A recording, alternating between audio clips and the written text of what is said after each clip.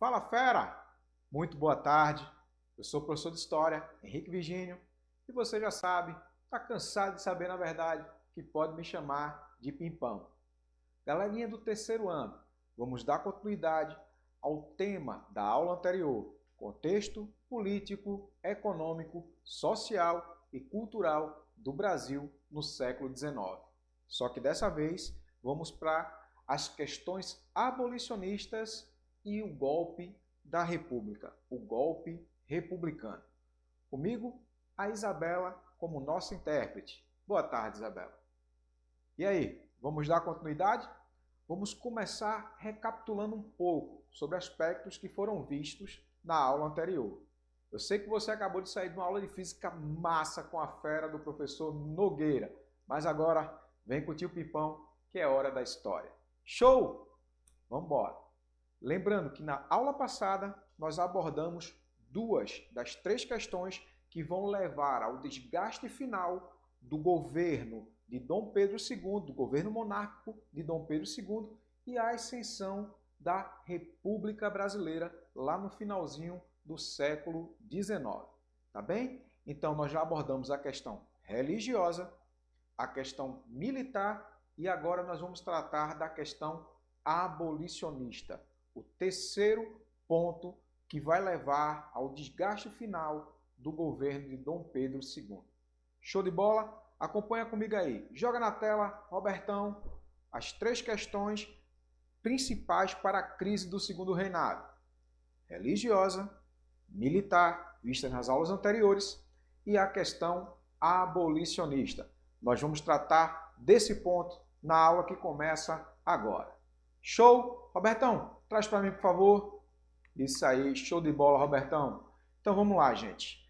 Essa questão abolicionista costuma aparecer em provas e textos de história como questão sociopolítica, que vai envolver os intelectuais do período, as camadas médias urbanas e setores do exército. Nesse contexto, nós teremos o prolongamento da escravidão por meio das chamadas leis inócuas. Então, que palavra é essa? Inócuas.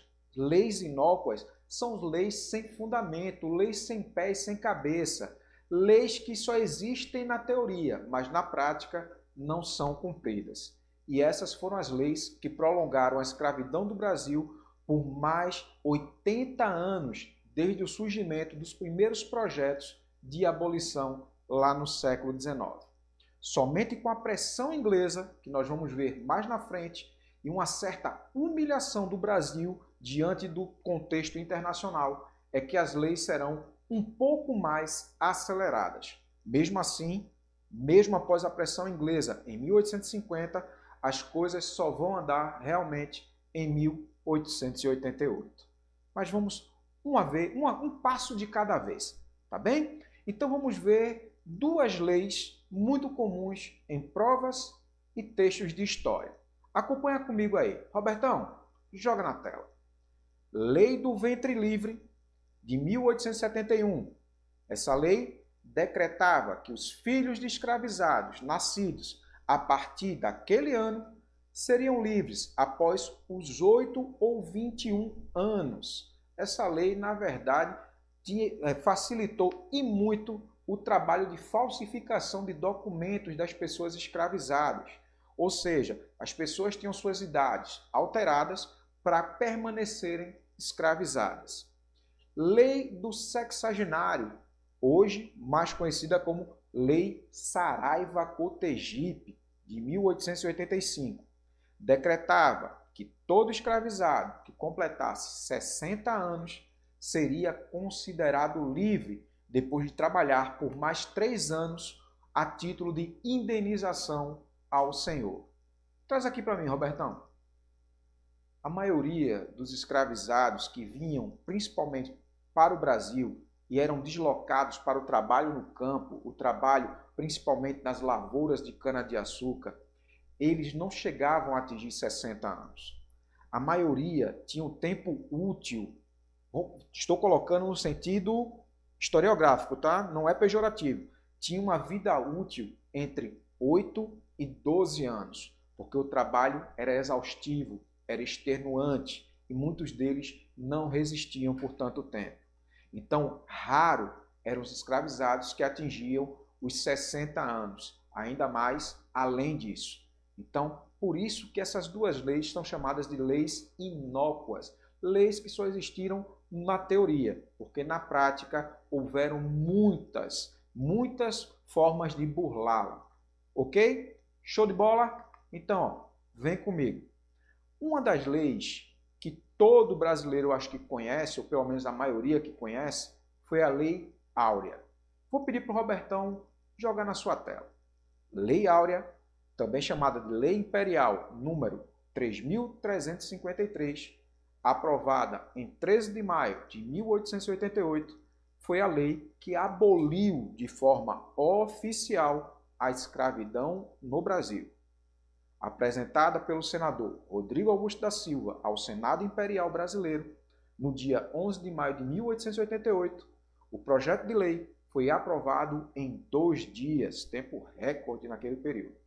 Após a aprovação, o projeto foi enviado para a sanção da princesa Isabel, que na época era a princesa regente, ou seja, estava à frente da administração pública brasileira, da administração imperial brasileira. Então nós temos aí essas 3 leis que costumam aparecer com frequência, tanto em provas quanto em exercícios ligados à questão do encerramento do ciclo do Segundo Reinado e advento da República, já que a causa abolicionista foi a causa final, foi aquilo que decretou realmente o fim do período imperial brasileiro. Tanto que após a assinatura da Lei Áurea, contam alguns historiadores, especialistas no período, que o próprio Barão de Cotegipe, aquele da Lei do Sexagenário, ele teria feito reverência à princesa Isabel, beijado a sua mão e dito a seguinte frase, abre aspas, a senhora acaba de redimir uma raça, mas acaba de perder o seu trono. Fecha aspas. Ele estava, na verdade, profetizando o destino que iria se abater sobre a família imperial brasileira pouco mais de um ano depois. Tá bem? Então, nós temos aí essas 3 leis. A lei que vai ter uma certa efetividade na prática foi a Lei Áurea, mas ela trouxe uma série de consequências negativas. Vamos entender por quê mais na frente na nossa aula. Show de bola? Lembra que eu falei logo no comecinho que o Brasil enrolou 80 anos para realmente efetivar a abolição da escravidão? O Brasil foi o último país independente do continente americano a abolir a escravidão. Lembra que antes dessa abolição foram 300 anos, 3 séculos de escravidão. Lembro também que o Brasil foi o país que mais recebeu pessoas escravizadas vindas da África. Alguns historiadores dizem que entre 4 milhões e meio e 5 milhões de pessoas foram trazidas para o Brasil e escravizadas. Tá? A Inglaterra, que estava como senhora dos mares, senhora do mundo naquele período, esse período pós-mercantilismo, esse período em que a Inglaterra já estava vivendo a sua revolução industrial a pleno vapor, a Inglaterra não toleraria mais a escravidão em territórios de sua proteção, de sua abrangência, se assim a gente pode dizer. Então, a Inglaterra lança a Lei Bill Aberdeen. Vou pedir para o Roberto jogar na tela para ficar mais fácil o nome desse cara para vocês aí. Tá bem? Lei Bill Aberdeen, de 1845. Essa lei proibia o tráfico de escravizados africanos no hemisfério sul, no Atlântico Sul.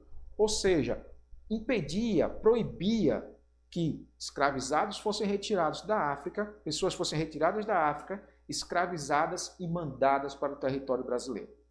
A Inglaterra vai dizer que não tolerará mais esse tipo de atitude, que esse tipo de ação não era condizente com os novos tempos. Olha a ideia da Inglaterra, hein, gente? Desse modo, a Marinha Britânica perseguia, interceptava e aprisionava os navios tumbeiros que transportavam escravizados pelo Atlântico Sul. Navios tumbeiros, Pimpão? Sim, é o termo utilizado atualmente nos principais livros e nas principais relações que se referem ao tráfico de escravizados, no lugar do antigo termo navios negreiros, mas também pode ser usado. Hoje, o mais comum é usarmos o termo navios tumbeiros. Show de bola? Olha o quadrinho amarelo. Observa comigo aí, por favor. O nome completo da lei em inglês é... Me desculpe os professores de inglês, tá certo? Desculpe aí. O pessoal também surdo, me desculpe. Em inglês é Slave Trade Suppression Act, ou Aberdeen Act. Uma tradução livre e direta, Ato de Supressão do Comércio de Escravos, ou Lei Aberdeen, que era um dos ministros da Inglaterra daquele período.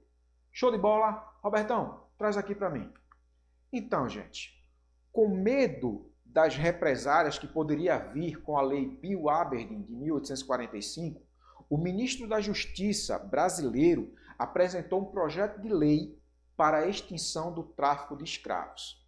Essa é a primeira daquelas leis que nós vimos antes, as leis inócuas, já que o Brasil, com medo da repressão inglesa, vai ter que demonstrar alguma coisa no sentido a pôr fim ao tráfico de escravizados. Então, nós vamos ter a primeira lei, a Lei Eusébio de Queiroz, também chamada de Lei 5.000 ou Lei 581, perdão. Essa Lei Eusébio de Queiroz, ela é de 4 de setembro de 1850. Veja, a Lei Bill Aberdeen é de 1845. O Brasil levou 5 anos para poder dar uma resposta à Inglaterra. O Brasil era malandro já naquele período em enrolar as nações mais poderosas, tá certo? Essa lei Eusébio de Queiroz, de 1850, ela visava a proibição do tráfico de escravizados. Ou seja, não viriam mais para o Brasil navios carregados de escravizados africanos. A lei foi elaborada pelo político brasileiro, o ministro da Justiça da época, Eusébio de Queiroz Coutinho, durante o segundo reinado. Show de bola?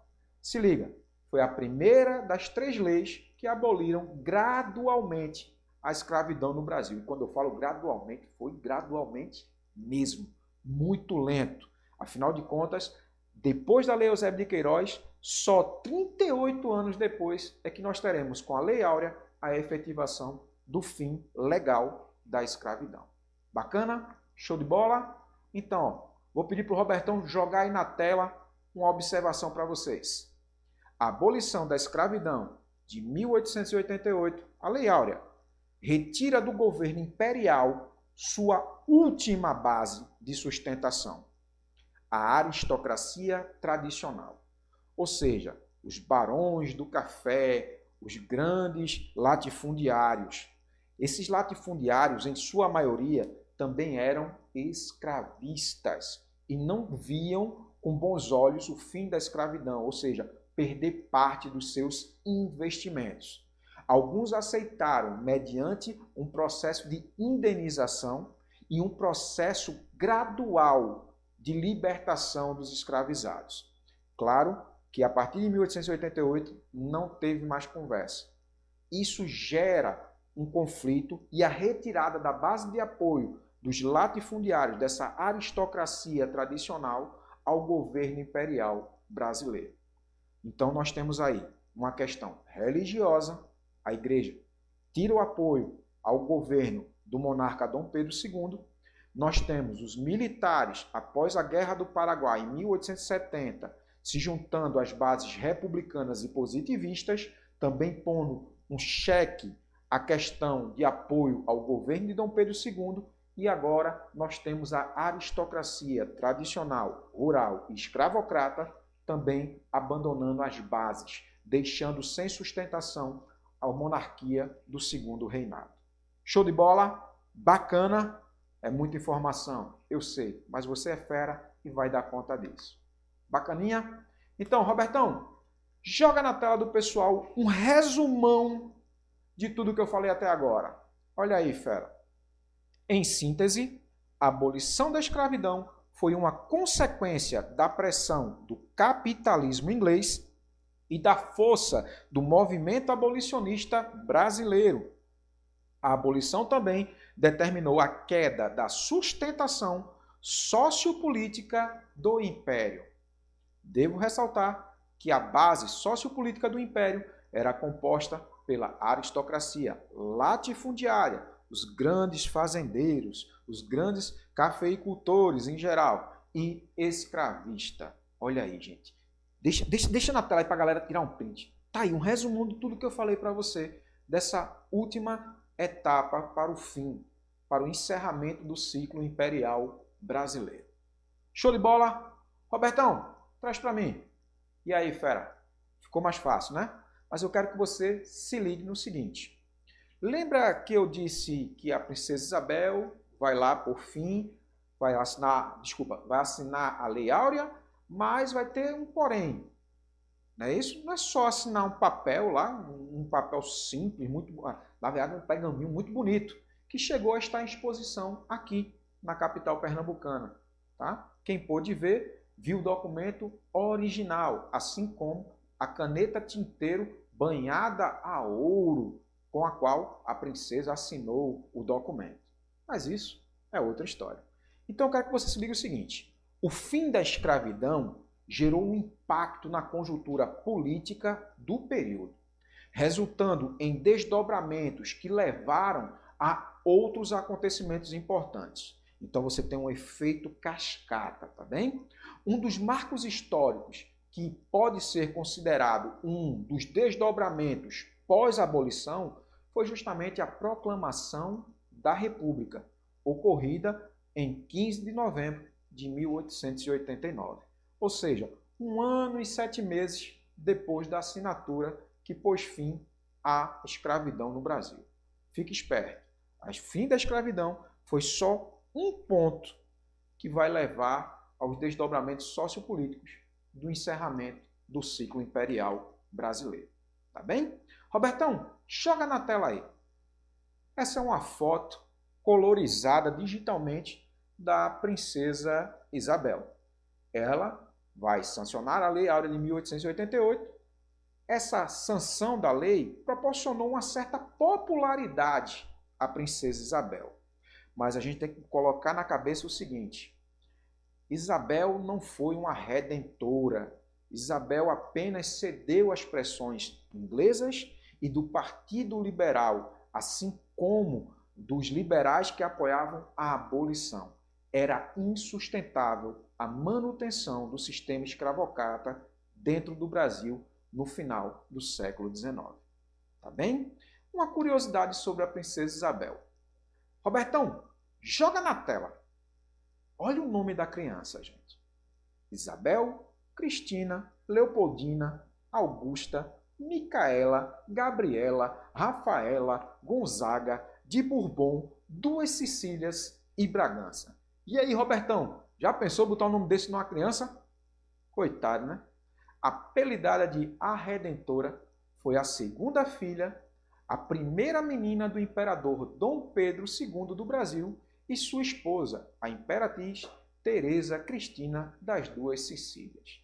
Olha aí, era muito comum as pessoas terem nomes enormes. Isso era um sinal de pompa, era um sinal de, como vou chamar assim de forma bem popular, de chiqueza. Era ser chique ter um nome com esse tipo de extensão. Pense, imagina, hein? Você que já acha seu nome grande, imagina o da princesa Isabel. Show de bola? Outra curiosidade, só para a gente descontrair um pouco o assunto. O nome da imperatriz Teresa Cristina é o nome de uma das avenidas principais aqui do centro da cidade, do Recife. A Rua Imperatriz Teresa Cristina, uma rua do centro comercial da cidade do Recife. Um forte abraço a todos os comerciantes do centro da cidade do Recife e a todos os comerciantes que movimentam a economia do nosso estado. Um abraço do tio Pimpão e da equipe do EducaPR. Show de bola? Bacana? Vamos lá. Observe o seguinte, ficou popular, ela foi chamada de a Redentora, aquela que redimiu uma raça, mas acabou perdendo o trono. No entanto, gente, a popularidade em alta da princesa não foi suficiente para manter o poder imperial. Insatisfeitos, os latifundiários retiraram o apoio ao imperador e passaram a apoiar os republicanos, Partido Republicano, fundado lá em 1870. Se liga nisso, tá? O Partido Republicano, que crescia em números e em importância, principalmente no âmbito militar. Assim, em novembro de 1889, foi proclamada a República e a família imperial foi expulsa do Brasil. Teve que se exilar na Europa. Tranquilão? Massa. Vamos seguir aí, gente. É importante que você se ligue que a abolição não significou a melhoria de vida para os ex-escravos.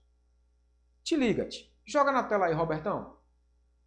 A abolição, sem planejamento e sem política de inclusão que contemplasse os ex-escravizados, os deixou, preste atenção nisso, hein? Abandonados à própria sorte. Aos libertos não restaram muitas alternativas. Uns permaneceram trabalhando nas fazendas e ganhando pouco. Outros foram para as cidades, onde passaram a desenvolver atividades precárias.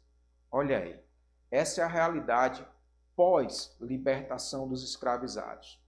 Sobre essa questão republicana, a gente precisa entender que a República nasceu de um golpe, sem a participação popular, baseada no apoio militar e no apoio dos latifundiários. Sobre essa questão, se você quiser aprofundar um pouco mais, eu vou indicar o livro Os Bestializados, de José Murilo de Carvalho.